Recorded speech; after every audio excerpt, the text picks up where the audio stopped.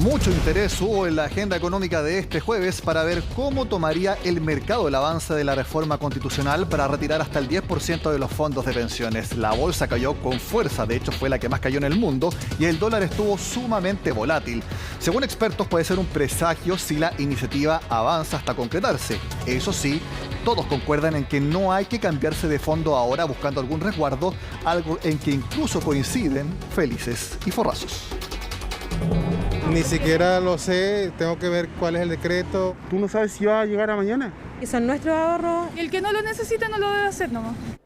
Todos tenían algo que decir o que preguntar, tal como este miércoles en la noche cuando colapsaron las páginas web de las AFP. Muchos afiliados siguieron este jueves con las dudas. Por ejemplo, ¿hay que cambiarse de fondo? Una pregunta válida si vemos la fuerte caída que tuvo la Bolsa de Santiago tras lo ocurrido en el Congreso.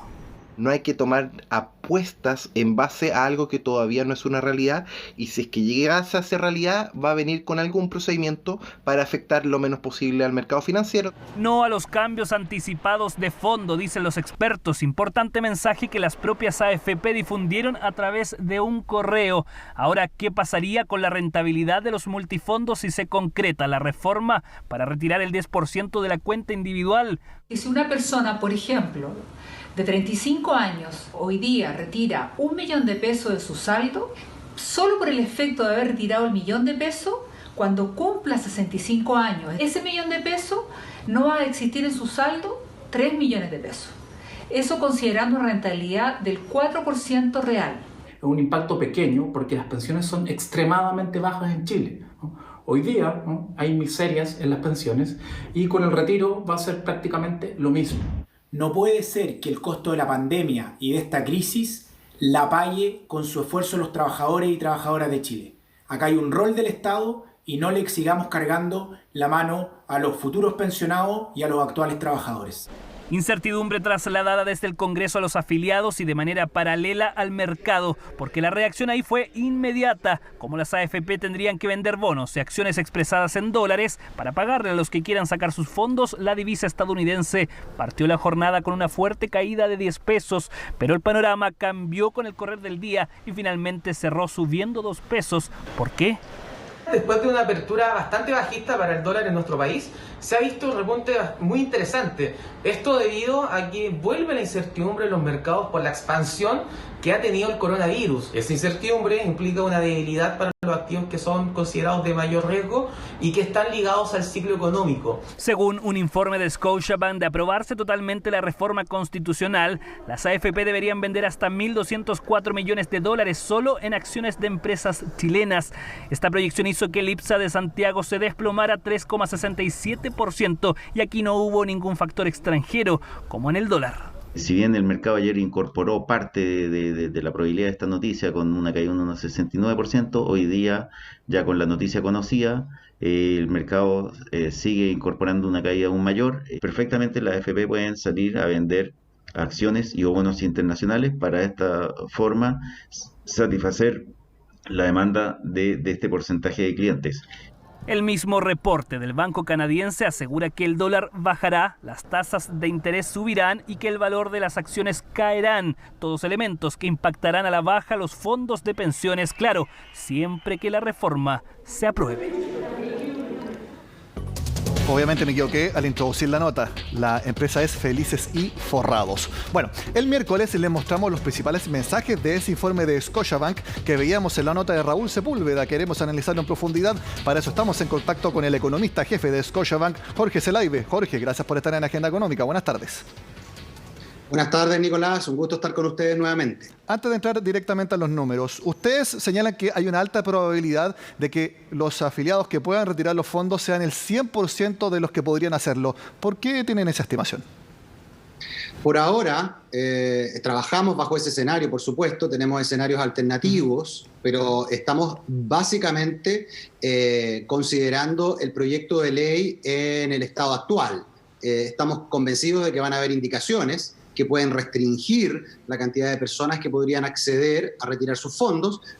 Por ahora, estamos considerando el escenario en que todas las personas pueden retirar sus fondos y también estamos considerando un escenario alternativo en que solo lo hace la cantidad enorme de personas que están desempleadas, que también se utilizó en Australia ese fenómeno y esa alternativa y también lo cuantificamos. Vamos a hacer el ejemplo para entenderlo en el escenario que ustedes ven más probable, es que todos los que puedan retiren sus fondos. Ahí ustedes creen que se podrían retirar hasta 16.800 millones de dólares. ¿Cómo se llega a ese número?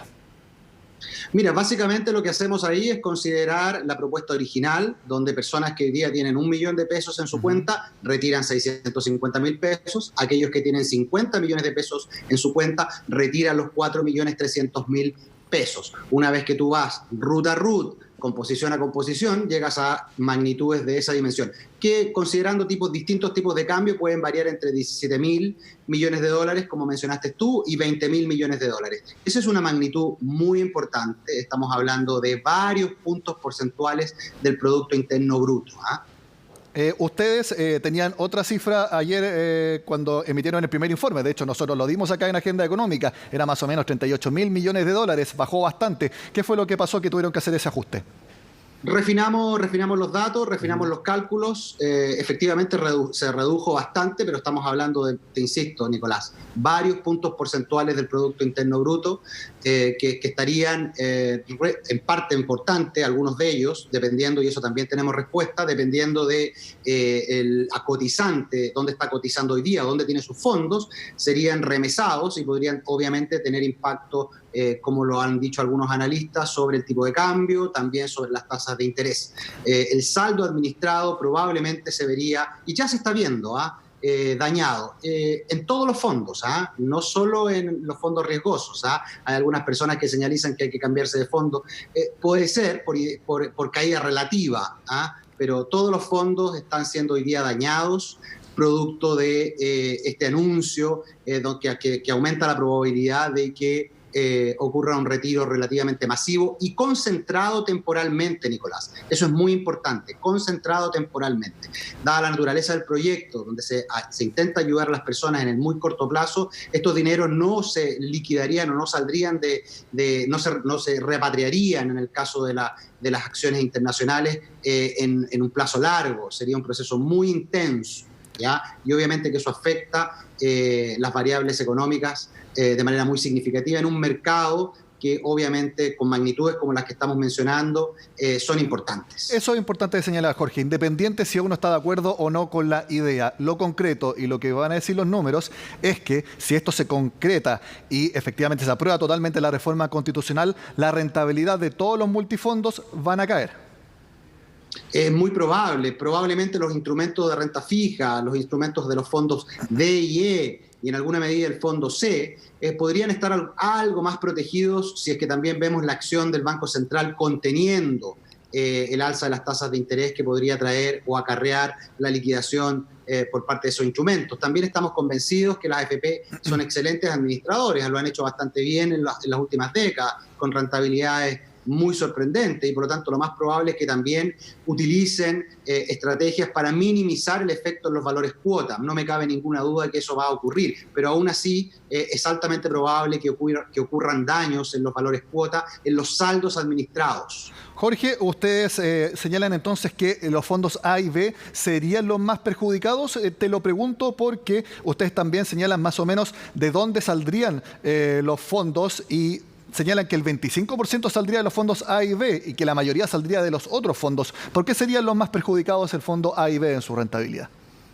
Mira, básicamente cuando uno mira la rentabilidad de la bolsa americana, de las economías emergentes, esa es una rentabilidad en dólares, pero tú tienes que traer y valorizar esos dólares al tipo de cambio. En la medida en que el tipo de cambio cae, afecta directamente los valores cuotas, porque acuérdense que la rentabilidad de los fondos se mide en pesos, no se mide en dólares. La gente cobra sus pensiones en UF, ligada obviamente a la variación de la inflación de los pesos, no de los dólares. Entonces, cuando cae el tipo de cambio, se afecta inmediatamente la rentabilidad de los fondos que tienen más inversión en activos externos, que son los fondos, te insisto, los fondos A y B.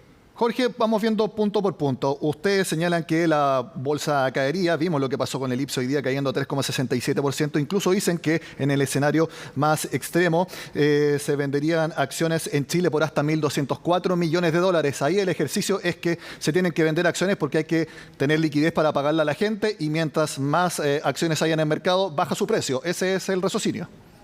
Así es decir, ustedes muy bien saben que las AFP tienen un activo importante, posiciones importantes en todas las acciones de la bolsa y obviamente en alguna medida van a tener que liquidar esas posiciones y al liquidarlas obviamente, insisto, temporalmente de manera muy intensa, obviamente que se genera un daño en el valor bursátil y eso finalmente termina arrastrándose a los mismos valores cuota de los fondos de donde salieron esos dineros. Es muy, muy importante el efecto financiero.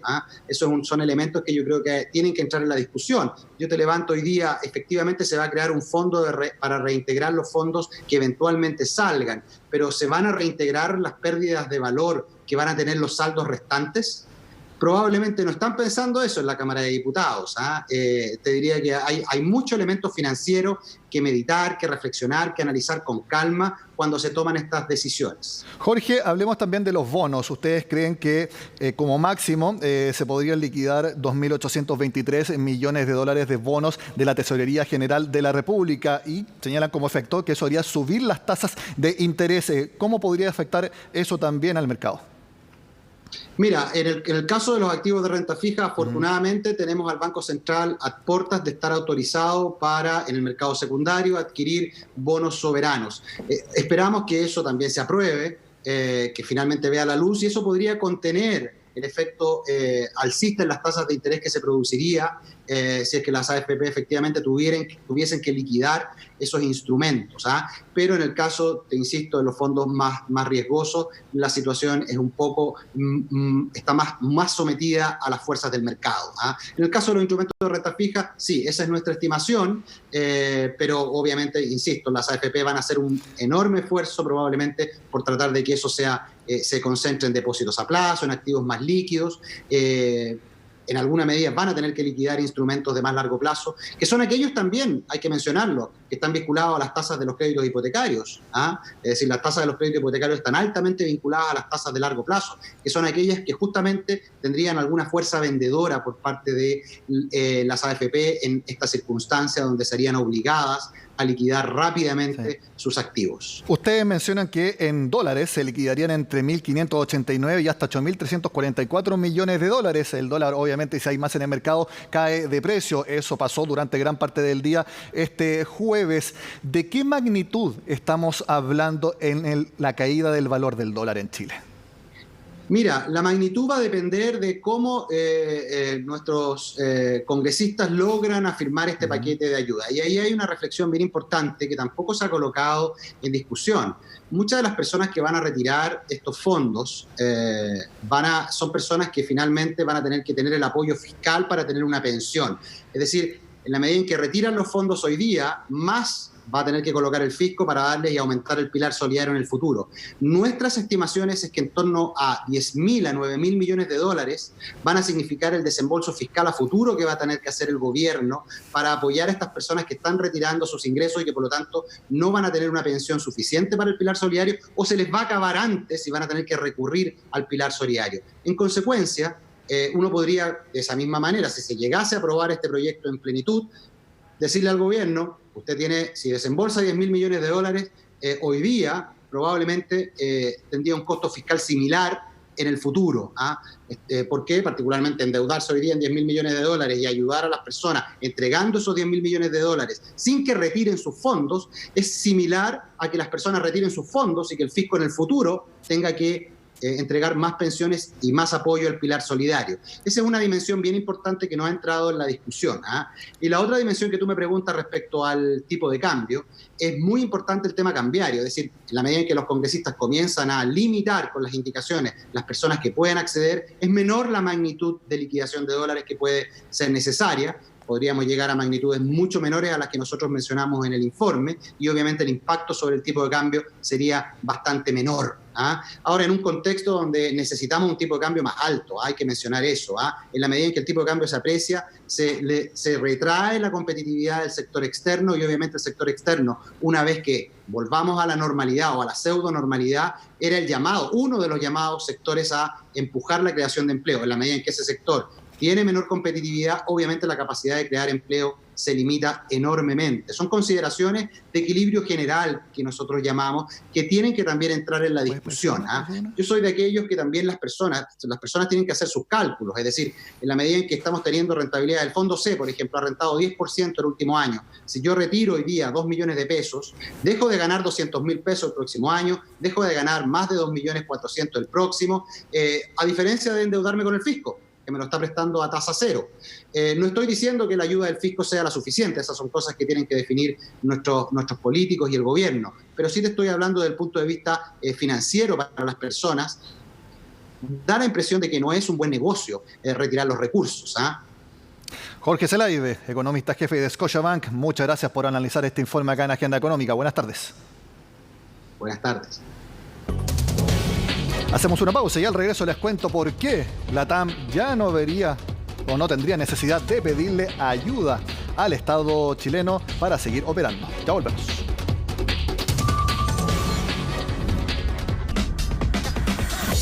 Después de todo lo que se habló sobre un rescate a la LATAM Airlines, este ya no sería necesario. La compañía consiguió un nuevo aporte de $1.300 millones de un fondo de inversión, con lo que recaudaría el financiamiento necesario para seguir operando.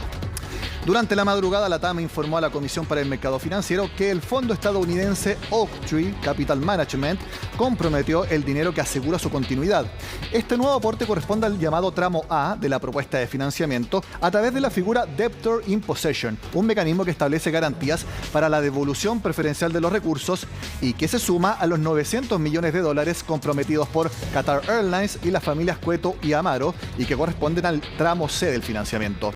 Entre ambas inversiones, la TAM ya tendría $2.200 millones comprometidos y recordemos que el CEO Roberto Albo dijo varias veces que se necesitaban 2.000 millones para funcionar durante los próximos meses.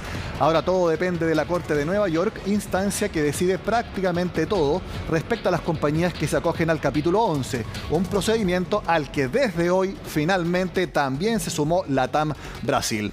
En un comunicado complementario, la TAM señaló que si bien esperan no sea necesario requerir apoyo financiero del Estado chileno ni de otros gobiernos, en Brasil seguirá avanzando con las negociaciones con el Banco Nacional de Desarrollo Económico y Social, el símil de la Corfo en Chile. Veamos lo que dijo el gobierno tras conocerse esta información. Todas las mejoras que las líneas aéreas consigan van en beneficio de las personas. Lo que no podemos es perder la conectividad aérea. Tuvimos un par de semanas en que estaba, por ejemplo, Balmaceda sin transporte aéreo. Finalmente se recuperó y estamos siempre pendientes a través de la Junta Aeronáutica Civil de asegurarnos que las personas sí tienen una conectividad aérea, aunque sea básica. Lamentablemente tenemos que hablar de desempleo porque según la última encuesta de la Universidad Católica, durante junio la tasa subió a 11,5% y este es el dato más importante y el más terrible. Se han perdido cerca de 2,1 millones de trabajos producto de la crisis sanitaria. De acuerdo al Centro de Encuestas y Estudios Longitudinales, la cifra tuvo un alza de 0,3 puntos en comparación al mes anterior. Desde el centro indicaron que esta aún no logra mostrar realmente la situación actual, debido a que hay más de 1 millón de personas que, si bien han declarado no estar buscando trabajo, reconocen que si no estuviéramos en la actual crisis sanitaria, sí lo estarían buscando.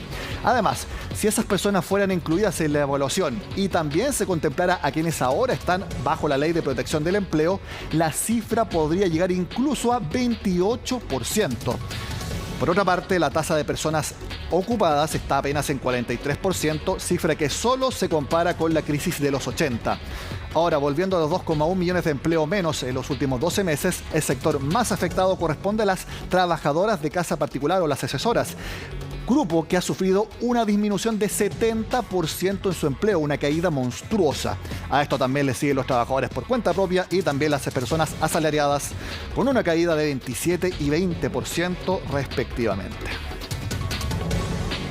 ahora continúa, pero ya lo tuvimos en abril, es un desplome en la tasa de empleo a niveles históricos, y una tasa de empleo tan baja no la encontramos sino yendo a mediados de los 80 en la crisis del año 82.